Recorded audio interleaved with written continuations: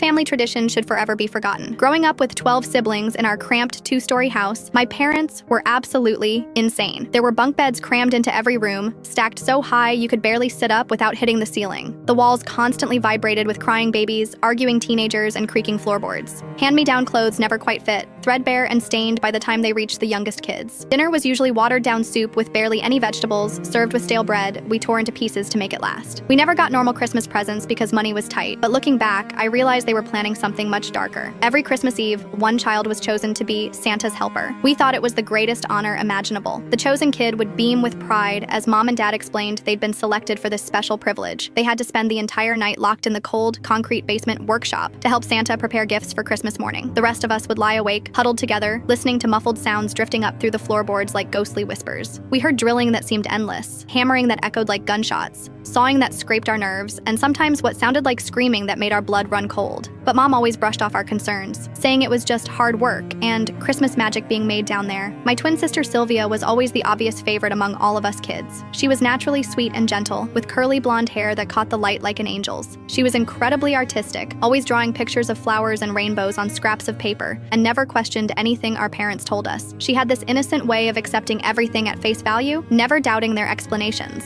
Last Christmas Eve, when we were both 8 years old, she was chosen to be Santa's helper. The rest of us were genuinely jealous. Sylvia practically glowed with happiness as Dad led her down the creaking wooden stairs. I remember lying in the top bunk that night, staring at the water-stained ceiling and counting brown spots. My younger brother Jake was tossing and turning below, and I could hear other kids whispering nervously in the darkness. The sounds from below got really bad around midnight. Sylvia's screaming was completely different from previous years when other siblings had been chosen. It was more desperate, more raw, more terrified, like an animal caught in a trap. When I tried to sneak downstairs to check on her, Dad was waiting at the basement door like a guard. His eyes looked wild and unfocused, and he blocked my path, firmly saying Santa needed complete focus for his important work. Christmas morning came gray and cold, but there were no presents under our pathetic little tree. Dad nervously explained that Santa was running behind schedule, and we would get our gifts later. His voice cracked, and he kept wringing his hands. But Sylvia never came upstairs for breakfast, lunch, or dinner. When we kept asking where she was, our voices getting more panicked, Mom would start crying uncontrollably and repeat that Santa took his very best helper back to the North Pole with him. I snuck down to the basement that afternoon while everyone else was napping. The door was unlocked for the first time in hours. What I found still haunts my nightmares. Sylvia tied tightly. There were fresh drill holes in arm. A crumpled note nearby was written in Dad's unmistakable handwriting. Practice makes perfect helpers. I screamed louder than I ever had in my life. The police arrived within hours after neighbors called about the noise. Sylvia miraculously survived. All 13 of us kids were immediately separated and sent to different foster homes scattered across the state. We haven't seen each other since that terrible day. We miss you every single day, Sylvia. I hope you found a real family who loves you properly.